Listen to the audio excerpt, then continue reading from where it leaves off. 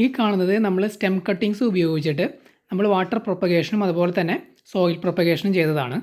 നമ്മളിവിടെ യൂസ് ചെയ്തിരിക്കുന്നത് ചെമ്പരത്തി അല്ലെങ്കിൽ ഹിബിസ്കസിൻ്റെ സ്റ്റെം കട്ടിങ്സ് ആണ്. താഴെ ചെടിച്ചട്ടികളിൽ ഇരിക്കുന്നതാണ് നമ്മൾ സോയിൽ പ്രൊപ്പഗേഷനായിട്ട് ചെയ്തിട്ടുള്ളത്. നമ്മൾ മണലാണ് യൂസ് ചെയ്തിട്ടുള്ളത്. ശരിക്കും മണ്ണാണ് യൂസ് ചെയ്യേണ്ടത്. മണൽ നമ്മൾ ടെസ്റ്റിങ്ങിന് വേണ്ടിയിട്ട് യൂസ് ചെയ്തതാണ്. മണലിലും വർക്ക് ചെയ്യുന്നുണ്ട് എങ്കിലും നമ്മൾ റെക്കമെൻഡ് ചെയ്യുന്നില്ല. സാധാരണ മണ്ണ് യൂസ് ചെയ്യുന്നത് തന്നെയാണ് നല്ലത്. കാരണം മണലാണെന്നുണ്ടെങ്കിൽ പെട്ടെന്ന് വെള്ളം ഇറങ്ങിപ്പോവും. വെള്ളം പെട്ടെന്ന് വറ്റി പോകാനും സാധ്യതയുള്ളതാണ് മണൽ. മണ്ണാണെന്നുണ്ടെങ്കിൽ അതിനകത്ത് നമുക്ക് പലതും മിക്സ് ചെയ്തിട്ടൊക്കെ നല്ല രീതിയിൽ ഈർപ്പം ഹോൾഡ് ചെയ്യാനായിട്ട് പറ്റും. അപ്പോൾ മണ്ണ് തന്നെ യൂസ് ചെയ്യുന്നതാണ് നല്ലത് സോയിൽ പ്രൊപ്പഗേഷന് വേണ്ടിയിട്ട്. അപ്പോൾ നമ്മൾ ഒരു 4 തൈയൊക്കെ യൂസ് ചെയ്തിട്ടുണ്ടായിരുന്നു. പക്ഷേ അതിനകത്ത് 2 എണ്ണമൊക്കെ ഉണങ്ങിപ്പോയിട്ടുണ്ട്. ബാക്കി നമുക്ക് പിടിച്ച് കിട്ടിയ 2 എണ്ണമാണ് നമ്മളിപ്പോൾ ഈ ചട്ടിയിൽ കാണിക്കുന്നത്.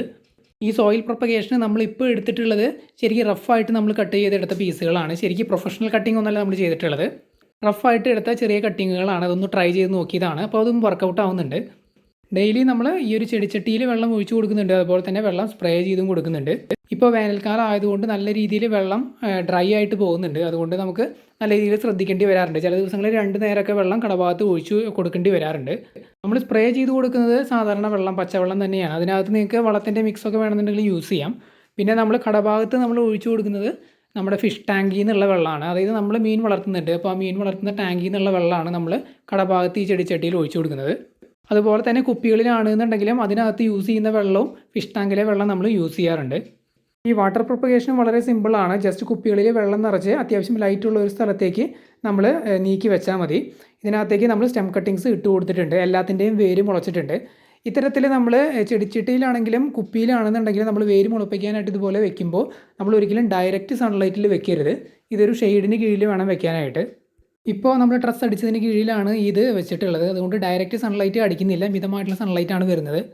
എല്ലാ മരങ്ങളുടെയും സ്റ്റെം കട്ടിങ്സ് നമുക്ക് സോയിൽ പ്രൊപ്പഗേഷന് യൂസ് ചെയ്യാം. അതേസമയം എല്ലാ മരങ്ങളുടെയും സ്റ്റെം കട്ടിങ്സ് നമുക്ക് വാട്ടർ പ്രൊപ്പഗേഷന് യൂസ് ചെയ്യാനായിട്ട് സാധിക്കില്ല. മരങ്ങളെ ഇത്തരത്തിൽ 3ആയിട്ട് തരം തിരിച്ചിട്ടുണ്ട്. Soft would, semi hard wood, hard wood. ഇതിൽ സോഫ്റ്റ് വുഡും സെമി ഹാർഡ് വുഡും നമുക്ക് 2 രീതിക്കും യൂസ് ചെയ്യാം. അതായത് മണ്ണിൽ വെച്ച് നമുക്ക് വേര് മുളപ്പിക്കാൻ സാധിക്കും. അതുപോലെ തന്നെ നമുക്ക് സ്റ്റെം കട്ടിങ്സ് വെള്ളത്തിൽ ഇട്ടും നമുക്കതിൻ്റെ വേര് മുളപ്പിച്ചെടുക്കാനായിട്ട് സാധിക്കും.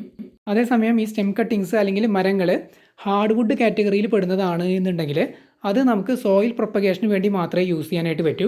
അതായത് മണ്ണിൽ വെച്ച് മാത്രമാണ് നമുക്ക് അതിൻ്റെ സ്റ്റെം കട്ടിങ്സ് വേര് മുളപ്പിച്ചെടുക്കാനായിട്ട് സാധിക്കുന്നത്. വാട്ടർ പ്രൊപ്പഗേഷൻ അല്ലെങ്കിൽ വെള്ളത്തിലിട്ട് വേര് മുളപ്പിച്ചെടുക്കുന്ന പരിപാടി നമുക്ക് ഹാർഡ് വുഡ് കാറ്റഗറിയിൽ പെടുന്ന മരങ്ങൾക്ക് സാധിക്കില്ല. നിങ്ങൾ ഏതെങ്കിലും ഇനത്തിൽപ്പെട്ട മരങ്ങൾ ഇതുപോലെ പ്രൊപ്പഗേറ്റ് ചെയ്യാനായിട്ട് ആലോചിക്കുന്നുണ്ട് എന്നുണ്ടെങ്കിൽ ജസ്റ്റ് അത് ചെയ്യുന്നതിന് മുമ്പ് ഒന്ന് ചെക്ക് ചെയ്ത് നോക്കുക ഇത് ഏത് കാറ്റഗറിയിൽ പെടുന്നതാണ് എന്നുള്ളത്. നമ്മൾ തൊട്ട് മുമ്പ് അപ്ലോഡ് ചെയ്ത വീഡിയോ എന്ന് പറയുന്നത് ഇതിനെക്കുറിച്ച് തന്നെയായിരുന്നു. സോയിൽ പ്രൊപ്പഗേഷനും വാട്ടർ പ്രൊപ്പഗേഷനും തന്നെയായിരുന്നു. പക്ഷേ അത് ചെമ്പരത്തി അല്ലായിരുന്നു നമ്മൾ യൂസ് ചെയ്തിട്ടുണ്ടായിരുന്നത്. നമ്മൾ ഞാവൽ എന്ന് പറയുന്ന ആ ഒരു മരത്തിൻ്റെ സ്റ്റെം കട്ടിങ്സ് ആയിരുന്നു.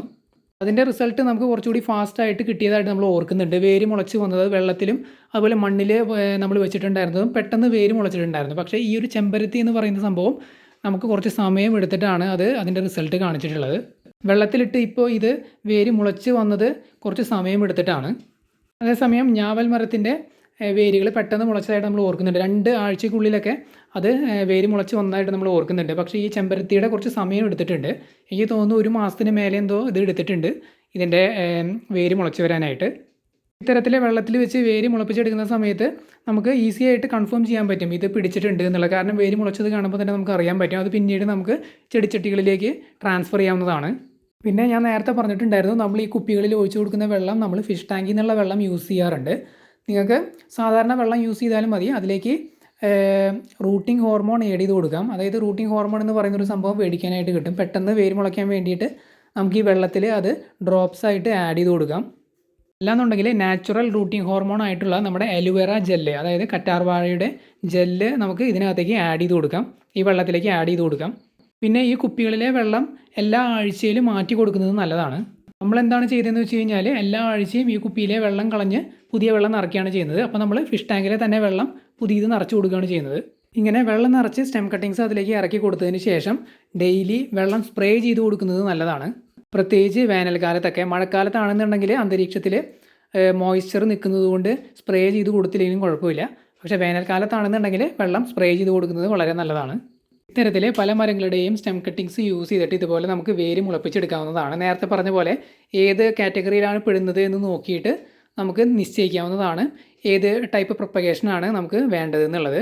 നേരത്തെ പറഞ്ഞ പോലെ സോഫ്റ്റ് വുഡ് ആണ് അല്ലെങ്കിൽ സെമി ഹാർഡ് വുഡ് ആണെന്നുണ്ടെങ്കിൽ നിങ്ങൾക്ക് 2 മെത്തേഡും യൂസ് ചെയ്യാം. ഇനിയിപ്പോൾ ഹാർഡ് വുഡ് കാറ്റഗറിയിലാണ് പെടുന്നതെന്നുണ്ടെങ്കിൽ നമുക്ക് മണ്ണിൽ മാത്രം യൂസ് ചെയ്യാനേ പറ്റൂ. വെള്ളത്തിലിട്ട് കഴിഞ്ഞാൽ അത് വേര് മുളയ്ക്കില്ല, കടഭാഗം ചീഞ്ഞു പോവുകയാണ് ചെയ്യുന്നത്. പിന്നെ ചെടിച്ചട്ടിയിൽ ഇതുപോലെ നമ്മൾ സ്റ്റെം കട്ടിങ്സ് വെക്കുന്ന സമയത്ത് നമുക്ക് ഒരു ട്രാൻസ്പാരൻ്റ് ആയിട്ടുള്ള വെളിച്ചം കടക്കുന്ന പ്ലാസ്റ്റിക് കവർ ഉപയോഗിച്ചിട്ട് ഇത് മൊത്തത്തിൽ കവർ ചെയ്ത് ഒരു ത്രെഡ് ഉപയോഗിച്ച് കെട്ടി വയ്ക്കാവുന്നതാണ്. ആ സമയത്ത് നമ്മൾ ഈ കവറിനകത്തേക്ക് വെള്ളം സ്പ്രേ ചെയ്ത് കൊടുക്കുക, അതുപോലെ ചെടിയിലേക്കും സ്പ്രേ ചെയ്ത് കൊടുക്കുക. എന്നിട്ട് പ്ലാസ്റ്റിക് കവർ ഉപയോഗിച്ച് കെട്ടി വയ്ക്കുക. അങ്ങനെ ചെയ്യുന്ന സമയത്ത് ആ കവറിനകത്ത് മോയ്സ്ചർ നിൽക്കും. ഈർപ്പം നിൽക്കുന്നത് കൊണ്ട് തന്നെ പെട്ടെന്ന് തന്നെ വേര് മുളയ്ക്കാൻ സാധ്യതയുണ്ട്. കവർ വെച്ച് കെട്ടി കൊടുത്തിട്ടില്ല എങ്കിൽ നമ്മൾ കൂടെ സ്പ്രേ ചെയ്ത് കൊടുക്കേണ്ടി വരും. മഴക്കാലത്തൊന്നാണെങ്കിൽ വലിയ പ്രശ്നമില്ല, വേനൽക്കാലത്താണെന്നുണ്ടെങ്കിൽ സ്പ്രേ ചെയ്ത് കൊടുക്കേണ്ടി വരും. ഈ രണ്ടാമത്തെ കുപ്പിയിൽ കണ്ടില്ലേ, നല്ല രീതിയിൽ വേര് മുളച്ച് വന്നിട്ടുണ്ട്. പക്ഷേ ഈ അടുത്താണ് അതിൻ്റെ ഇലകൾ ഉണങ്ങിപ്പോയത്. ഈ തണ്ട് ഉണങ്ങിയിട്ടില്ല, വേരും തണ്ടും പച്ചയായിട്ട് തന്നെ നിൽക്കുന്നുണ്ട്. പക്ഷേ ഇലകളാണ് ഉണങ്ങിപ്പോയത്. എനിക്ക് തോന്നുന്നു ഒരാഴ്ച മുമ്പാണ് അത് ഉണങ്ങിപ്പോയത്. അതിന് മുമ്പ് വരെ ഇലകൾ നല്ല രീതിയിൽ ഫ്രഷായിട്ട് തന്നെ നിൽക്കുന്നുണ്ടായിരുന്നു. എനിക്ക് തോന്നുന്നത് ഈ ഒരു വേനൽക്കാലത്തിൻ്റെ ചൂട് നല്ല രീതിയിൽ അടിച്ചിട്ടാണെന്ന് തോന്നുന്നു. കാരണം നമ്മൾ കുറച്ച് ദിവസം വെള്ളം സ്പ്രേ ചെയ്ത് കൊടുത്തിട്ടുണ്ടായിരുന്നില്ല. ചിലപ്പോൾ അതുകൊണ്ടായിരിക്കാം. ഇത്തരത്തിൽ വെള്ളത്തിലിട്ട് വേര് മുളപ്പിക്കുന്നത് വളരെ സിമ്പിളായിട്ടുള്ളൊരു മെത്തേഡാണ്. ഇതുപോലെ സിമ്പിളായിട്ട് കുപ്പിയിലിട്ട് വെക്കുന്നത് കൊണ്ട് തന്നെ നമുക്ക് വേര് മുളച്ചിട്ടുണ്ടോ എന്നുള്ളത് കൃത്യമായിട്ട് കാണാൻ പറ്റും. പക്ഷേ ചെടിച്ചട്ടിയിലാണെന്നുണ്ടെങ്കിൽ നമുക്കത് കൃത്യമായിട്ട് അറിയാൻ പറ്റില്ല. അത് മിനിമം ഒരു 2 ആഴ്ച അല്ലെങ്കിൽ 1 മാസം വരെ നമ്മൾ വെയിറ്റ് ചെയ്താൽ തന്നെയാണ് നമുക്ക് മനസ്സിലാവുള്ളൂ. 1 മാസം കൊണ്ടൊക്കെ വേര് മുളച്ചിട്ടില്ല എന്നുണ്ടെങ്കിൽ ആ ഒരു ചെടി കംപ്ലീറ്റ് ആയിട്ട് ഉണങ്ങിപ്പോകും. അത് വേര് പിടിച്ചിട്ടുണ്ട് എന്നുണ്ടെങ്കിൽ അത് സ്റ്റിൽ പച്ചയായിട്ട് തന്നെ നിൽക്കും. പിന്നീട് അങ്ങോട്ട് 1 മാസം കഴിയുമ്പോൾ നല്ല രീതിയിൽ ഇലകളും കാര്യങ്ങളൊക്കെ മുളച്ച് വരുന്നത് കാണാം. അത് തന്നെ കാണുമ്പോൾ നമുക്ക് കൺഫേം ചെയ്യാൻ പറ്റും അത് പിടിച്ചിട്ടുണ്ട് എന്നുള്ളത്. അല്ലാന്നുണ്ടെങ്കിൽ മാക്സിമം 1 മാസം കൊണ്ട് തന്നെ കംപ്ലീറ്റ് ആയിട്ട് ഉണങ്ങിപ്പോകും. അപ്പോൾ ഇത്തരത്തിൽ സ്റ്റെം കട്ടിങ്സ് ഒക്കെ ഉപയോഗിച്ച് വാട്ടർ പ്രൊപ്പഗേഷനും സോയിൽ പ്രൊപ്പഗേഷനൊക്കെ നിങ്ങളും ട്രൈ ചെയ്ത് നോക്കുക. അത്യാവശ്യം എൻ്റർടൈനിങ് ആയിട്ടൊരു പരിപാടിയാണ്. ഇതുപോലെ നമ്മൾ സ്റ്റെം കട്ടിങ്സ് വെള്ളത്തിലിട്ട് ഇതിൻ്റെ വേര് മുളച്ച് വരുന്നതൊക്കെ കാണാനായിട്ട് നല്ല രസമാണ്. നമ്മൾ സ്റ്റാർട്ട് ചെയ്തൊരു സംഭവം അത് സക്സസ്ഫുൾ ആയി എന്ന് കാണുമ്പോൾ നമുക്ക് വരുന്നൊരു സാറ്റിസ്ഫാക്ഷനും കാര്യങ്ങളൊക്കെ വളരെ അടിപൊളിയായിട്ട് തന്നെ നമുക്ക് അനുഭവിക്കാനായിട്ട് പറ്റും. ഇത്തരത്തിൽ ഗാർഡനിങ് പോലുള്ള പരിപാടികളൊക്കെ മനസ്സിന് സാറ്റിസ്ഫാക്ഷൻ തരുന്ന ഒരു ഹോബിയും കൂടിയാണ്. ഒരു പ്രാവശ്യം നമ്മൾ ചെയ്തിട്ട് സക്സസ്ഫുൾ ആയി കഴിഞ്ഞാൽ നമുക്ക് വീണ്ടും ചെയ്യാനായിട്ട് തോന്നും. അപ്പോൾ നമുക്ക് ഓരോ വെറൈറ്റികൾ മാറ്റി ട്രൈ ചെയ്ത് നോക്കാം. വളരെ ഇൻട്രസ്റ്റിംഗ് ആയിട്ടുള്ളൊരു ഹോബിയാണ്. നിങ്ങൾക്ക് എന്തെങ്കിലും ഡൗട്ട് ഉണ്ടെങ്കിൽ കമൻറ്റ് ചെയ്ത് ചോദിക്കാവുന്നതാണ്. അതുപോലെ നമ്മുടെ ചാനൽ ഇതുവരെ സബ്സ്ക്രൈബ് ചെയ്യാത്തവരാണ് എന്നുണ്ടെങ്കിൽ സബ്സ്ക്രൈബ് ചെയ്യുക. അതുപോലെ ഈ ഒരു വീഡിയോ നിങ്ങൾക്ക് ഇഷ്ടപ്പെട്ടു എന്നുണ്ടെങ്കിൽ ലൈക്ക് ചെയ്യുക. അപ്പോൾ നമ്മുടെ ഇന്നത്തെ ഈ ഒരു വീഡിയോ ഇവിടെ അവസാനിക്കുകയാണ്. വീഡിയോ എല്ലാവർക്കും ഇഷ്ടപ്പെട്ടു എന്ന് വിചാരിക്കുന്നു. പുതിയൊരു വീഡിയോ ആയിട്ട് നമുക്ക് വീണ്ടും കാണാം.